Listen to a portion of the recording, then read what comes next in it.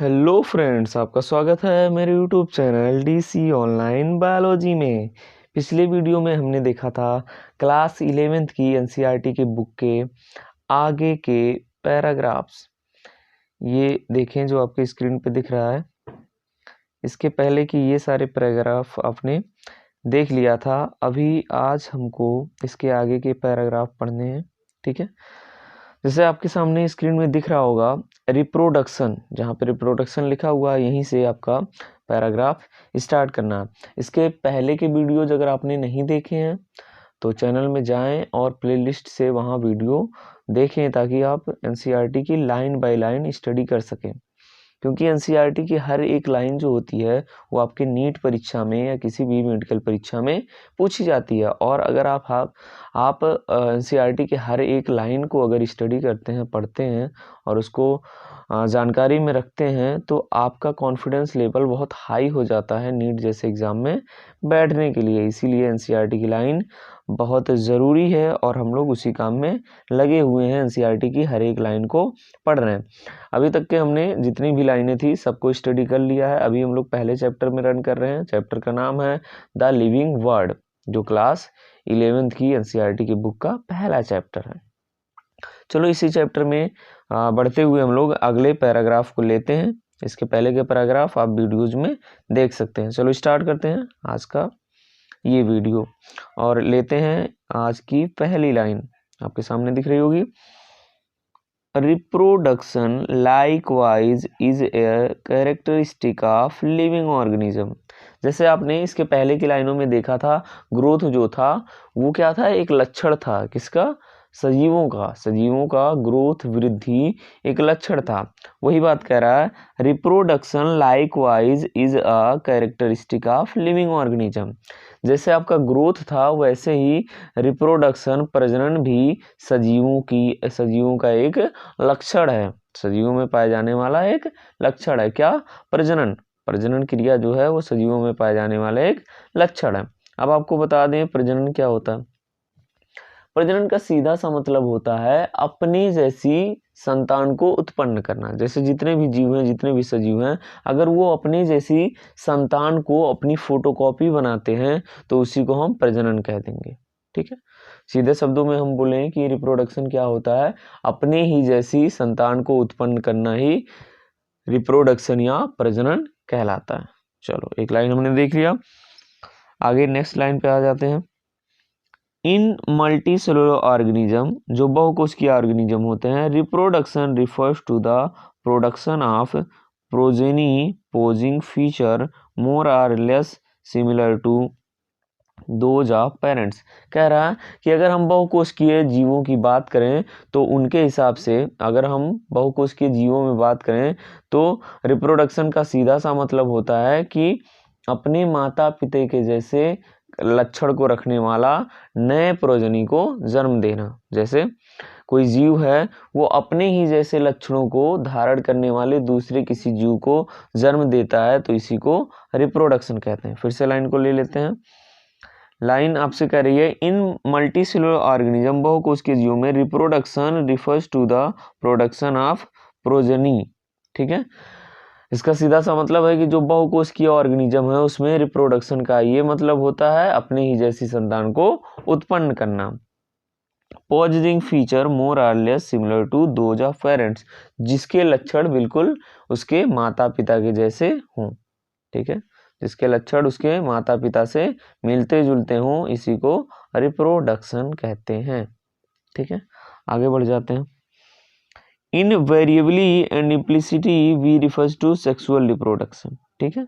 हम सब मिला करके हम लोग सेक्सुअल रिप्रोडक्शन के बारे में बात कर रहे हैं। जैसे आपने देखा कि जो रिप्रोडक्शन होता है उसमें जो संतान बनता है वो लगभग अपने माँ बाप के जैसा ही, लक्षणों में अपने माँ बाप जैसा ही होता है। तो सब मिला करके हम सेक्सुअल रिप्रोडक्शन की बात कर रहे हैं, क्योंकि सेक्सुअल रिप्रोडक्शन ही ऐसा रिप्रोडक्शन है जिसमें जीन का हेर फेर होता है, जेनेटिक कैरेक्टर इधर उधर होते हैं और माँ बाप के जेनेटिक कैरेक्टर जो हैं, माँ बाप के जो लक्षण हैं वो संतानों में, बच्चों में आते हैं। किसके द्वारा? सेक्सुअल रिप्रोडक्शन के द्वारा। तो वही कह रहा है, invariably and implicitly we refer to sexual reproduction. तो सब मिला करके हम सेक्सुअल रिप्रोडक्शन के बारे में बात कर रहे हैं। चलो आगे की लाइन लेते हैं। Organisms reproduce by asexual means also, कह रहा है कि इसका ये मतलब नहीं कि सिर्फ और सिर्फ सेक्सुअल रिप्रोडक्शन ही ऑर्गेनिज्म के अंदर देखने को मिलता है, या जीवों में सिर्फ सेक्सुअल रिप्रोडक्शन ही देखने को मिलता है। ठीक है, ऐसा नहीं है कि सिर्फ और सिर्फ सेक्सुअल रिप्रोडक्शन ही जीवों के अंदर देखने मिलता है, बल्कि organism reproduce by asexual means also. ठीक है, ऑर्गेनिज्म जीव जो हैं वो एसेक्सुअल तरीके से भी रिप्रोडक्शन क्रिया करते हैं। अब ये सेक्सुअल और सेक्सुअल क्या होता है इसके बारे में मैंने पहले से वीडियो डाल रखी है, आप चाहें तो प्लेलिस्ट में जाकर के उसको देख सकते हैं। उसमें मैंने ये बताया कि सेक्सुअल रिप्रोडक्शन में दो गैमीट बनते हैं और दोनों आपस में फ्यूज करके फर्टिलाइजेशन करते हैं। ठीक है, और नए संतान को जन्म देते हैं। लेकिन एसेक्सुअल वाले में क्या होता है कि कोई विशेष प्रकार की संरचना बन जाती है, जैसे कोई स्पोर बन गया और वो स्पोर जर्मिनेट होकर के, ग्रो करके, बड़ा होकर के और नए जीव की उत्पत्ति करेगा। अगर पादप है तो पादप बनाएगा, अगर एनिमल है तो एनिमल का निर्माण करेगा एसेक्सुअल तरीके से। ठीक है, अब आ जाते हैं अगली लाइन पे। फंजाई, देखें, fungi multiply and spread easily due two million of asexual spore they produce. कह रहा अगर हम कवक में, फंजाई में रिप्रोडक्शन की बात करें तो वो ढेर सारे मिलियंस मतलब लाखों स्पोर बनाते हैं और उससे वो रिप्रोडक्शन का काम करते हैं। ठीक है, fungi multiply and spread easily due to millions of asexual spore they produce. Fungi जो है वो बहुत आसानी से गुणित होता है, मतलब संख्या में खुद को बढ़ाता है by the help of spores. वो अपने बॉडी में ढेर सारे स्पोर का फॉर्मेशन करता है और ढेर सारे स्पोर बिखर जाएंगे और जहां जहां जाएंगे वहां पे नए नए फंजाई को ग्रो करेंगे। इससे बड़े आसानी के साथ फंजाई जो होता है वो अपना रिप्रोडक्शन कर लेता है और अपनी बढ़ोतरी कर लेता है, जगह जगह पे फैल जाता है। चलो आगे की लाइन।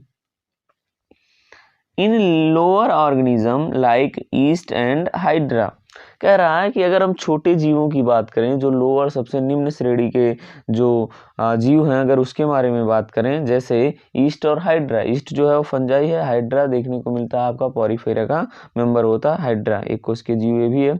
वी ऑब्जर्व बडिंग, तो हम बडिंग के द्वारा रिप्रोडक्शन को देखते हैं। वहां पे बड बनते हैं, बड का मतलब एक छोटा सा उभार बनेगा और वो जा करके बॉडी से अलग हो जाएगा, फिर वहां पे जर्मिनेट करके, उग करके वो नए हाइड्रा का है तो हाइड्रा बना देगा, नहीं तो ईस्ट का है तो ईस्ट बना देगा।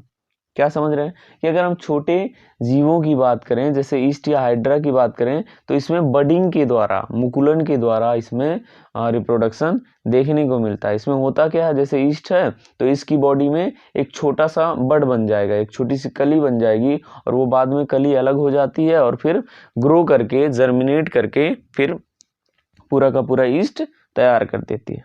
ठीक है, आगे की लाइन लेते हैं। आगे देखें, इन प्लेनेरिया एक फ्लैट वर्म होता है। ठीक है, in planaria we observe true regeneration. Planaria एक जीव है जिसको फ्लैट वर्म के नाम से जाना जाता है। ये क्या करता है, इसके बॉडी के अंदर ट्रू रीजनरेशन देखने को मिलता है, मतलब सत्य वाला पुनरुद्भवन का सीधा सा मतलब होता है कि अगर कोई पार्ट है जो गायब हो जाता है तो वो फिर दोबारा से जनरेट हो जाता है। तो प्लेनेरिया में होता क्या है, अगर प्लेनेरिया को आप कई हिस्सों में काट दें तो उसके जितने भी हिस्से होंगे वो अलग होकर के नई प्लेनेरिया का निर्माण कर देंगे, नई प्लेनेरिया को बना देंगे। इसी को बोलते हैं ट्रू रीजनरेशन पावर या ट्रू रीजनरेशन। ठीक है, आगे बढ़ते हैं। That is a fragmented organism regenerate the lost part of its body and become a new organism। कह रहा है रीजनरेशन का सीधा सा मतलब है कि कोई ऑर्गेनिज्म है वो अपने खोए हुए हिस्सों को दोबारा से प्राप्त कर लेता है। ठीक है, कह रहा है कि रीजनरेशन का सीधा सा मतलब होता है कि अगर किसी ऑर्गेनिज्म के, किसी जीव का कोई हिस्सा गायब हो गया है तो उसको दोबारा से प्राप्त कर लेना ही रीजनरेशन कहलाता है। चलो आगे बढ़ते हैं। The fungi, the filamentous algae, the protonema of mosses all easily multiplied by fragmentation. कह रहा है फंजाई में, ठीक है, जो फंजाई होते हैं वो, द फिलामेंटस एल्गी जो तंतुमय संरचना वाले एल्गी होते हैं, जो ऐसे डंडे की तरह संरचना रखने वाले एल्गी होते हैं ये, या मॉस का प्रोटोनिमा, मॉस में एक संरचना बनती है जिसको प्रोटोनिमा बोलते हैं, ठीक है, मॉस का protonema all easily multiplied by fragmentation. तो ये सारी जो चीजें हैं, जैसे फंजाई हो गया, या तंतु वाले शैवाल हो गए, या मॉस का, ब्रायोफाइट के जो पादप होते हैं उनको मॉस बोलते हैं, मॉस में एक संरचना बनती है प्रोटोनिमा, तो मॉस का प्रोटोनिमा हुआ, ये सब असाइगमेंटेशन द्वारा, ठीक है, विखंडन द्वारा, फ्रेगमेंटेशन द्वारा ये रिप्रोड्यूस होते हैं, मल्टीप्लाई करते हैं, मतलब अपनी संख्या बढ़ाते हैं। क्या देखा आपने, फंजाई या फिलामेंटस एल्गी हैं या प्रोटोनेमा, मासेस के प्रोटोनेमा हैं, वो आसानी से फ्रेगमेंटेशन द्वारा अपनी संख्या को बढ़ाते हैं या रिप्रोडक्शन क्रिया करते हैं, ठीक है। थोड़ा सा ऊपर ले लें पैराग्राफ को।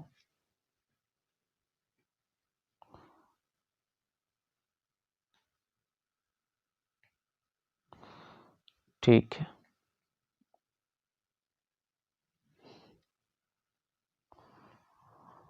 हाँ यहाँ पे देखें, when it comes to unicellular organism like bacteria, जब हम देखते हुए आते हैं किसी एक कोशिकीय जीव के बारे में, जैसे कि बैक्टीरिया या यूनिसेलुलर एल्गी आर अमीबा, या तो अमीबा की बात करें, जैसे कह रहा है एनसीईआरटी कि जब हम किसी एक कोशिकीय ऑर्गेनिज्म की बात करते हैं, जैसे बैक्टीरिया हुआ या कोई एक कोशिकीय शैवाल हो गया या अमीबा हो गया, reproduction is synonyms with growth, तो वास्तव में रिप्रोडक्शन जो प्रजनन है वो ग्रोथ का ही पर्यायवाची है, वो वृद्धि का ही पर्यायवाची है, ठीक है। एनसीईआरटी आपसे कह रही है कि अगर आप एक कोशिकीय जीवों की बात करें तो वास्तव में जो वृद्धि है वही रिप्रोडक्शन है, ठीक है, वास्तव में जो रिप्रोडक्शन है, जो ग्रोथ है वही रिप्रोडक्शन है, ठीक है। आगे देखें,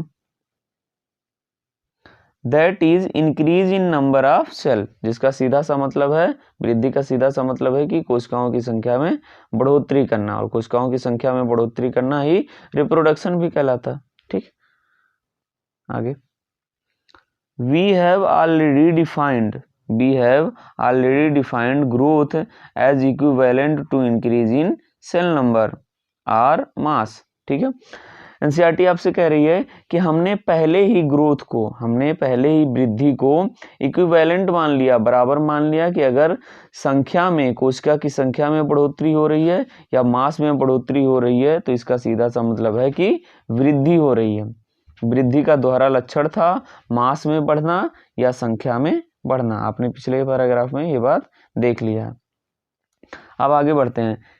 हेंस, इस प्रकार we notice that in single celled organism, इस प्रकार हम इस बात को ध्यान में रखें, नोटिस करें, इस बात पे हम ध्यान दें कि जो सिंगल सेल वाले एक कोशिकीय ऑर्गेनिज्म होते हैं, we are not very clear about the usage of these two terms, तो हम वास्तव में इन दोनों टर्म के बारे में क्लियर नहीं होते हैं, स्पष्ट नहीं होते हैं कि इन दोनों टर्म्स का मतलब क्या है, दोनों में अंतर क्या है। कौन कौन से दो term, growth and reproduction. NCERT आपसे कह रही है अगर हम एक कोशिकीय जीवों की बात करें तो हमको वृद्धि और रिप्रोडक्शन में कोई खास अंतर दिखाई नहीं देता, ठीक है, ये बात। आगे बढ़ते हैं।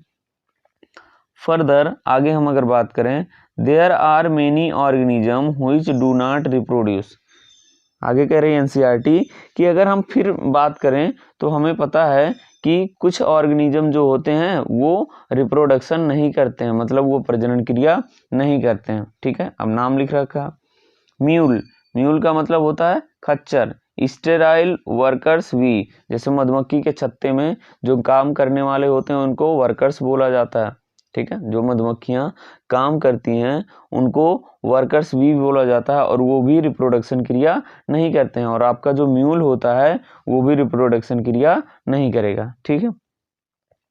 इनफर्टाइल ह्यूमन कपल्स, और कुछ हस्बैंड और वाइफ ही ऐसे होते हैं, कुछ ऐसे कपल भी होते हैं जो रिप्रोडक्शन की क्रिया नहीं करते हैं। ठीक है, आगे, हेंस इस प्रकार reproduction also can not be an all inclusive defining characteristic of living organism. तो कह रहा है जैसे आपने ग्रोथ में देखा था कि ग्रोथ जो है वो सजीवों को परिभाषित करने वाला लक्षण नहीं है, उसी प्रकार से रिप्रोडक्शन भी सजीवों को या लिविंग को परिभाषित करने वाला लक्षण नहीं माना जाएगा। क्यों? आपने ऊपर देख लिया कि कुछ ऐसे भी जीव होते हैं जो सजीव होने के साथ साथ भी, सजीव होने के बाद भी ये रिप्रोडक्शन की क्रिया नहीं करते हैं। जैसे आपने देखा म्यूल, स्टेराइल वर्कर बीज, इनफर्टाइल ह्यूमन कपल्स, कुछ हस्बैंड वाइफ भी होते हैं जो रिप्रोडक्शन की क्रिया नहीं कर पाते हैं। तो ऐसा नहीं है कि जो रिप्रोडक्शन नहीं कर पा रहा उसको हम कह दें कि ये डेड है या नॉन लिविंग है। ठीक है, इसीलिए कह रहा है कि रिप्रोडक्शन जो है उसको हम ये नहीं कह सकते कि ये परिभाषित करने वाला लक्षण है। ठीक है, आगे बढ़ते हैं। Of course no non living object is capable of reproducing और रेप्लिकेटिंग बाई इटसेल्फ। कह रहा है कि ये अलग बात है, इस बात से हम इनकार भी नहीं कर सकते कि जो नॉन लिविंग होते हैं, जो निर्जीव होते हैं, वो कभी भी प्रजनन क्रिया या रिप्रोडक्शन करने की क्रिया में भाग नहीं लेते हैं, या वो स्वयं को मल्टीप्लाई नहीं कर पाते हैं। जैसे मेज कुर्सी हैं तो वो अपने आप को द्विगुणित नहीं कर पाते, एक मेज है तो वो दो मेज में नहीं बदल पाता, लेकिन जीवों में तो देखने को मिलता है एक जीव दूसरे जीव को उत्पन्न करता है। ठीक है, और इसी को रिप्रोडक्शन कहते हैं। तो आपने आज के चैप्टर में देखा ये पूरा पैराग्राफ, ठीक है, आपने ये पूरा पैराग्राफ देख लिया है, यहाँ से रिप्रोडक्शन लाइकवाइज से लेकर के यहाँ तक। ठीक है, ये यहाँ तक आपने देख लिया। इसके आगे का जो पैराग्राफ है वो हम नेक्स्ट वीडियो में लेकर के आएंगे। अगर आपको वीडियो संबंधित कोई भी सुझाव देना है तो कमेंट में जाएं और वहाँ पर हमको बताएं कोई भी सुझाव, या आपको लगता है कि कोई इम्पोर्टेंट टॉपिक रह गई है आपको, या वो बहुत ज़्यादा ज़रूरी है, उसका वीडियो आना चाहिए, तो वो टॉपिक का नाम आप लिख करके बताएं। अगर आपको ये वीडियो पसंद आता है तो वीडियो को लाइक करें, चैनल को सब्सक्राइब करें और शेयर करें। बहुत बहुत धन्यवाद।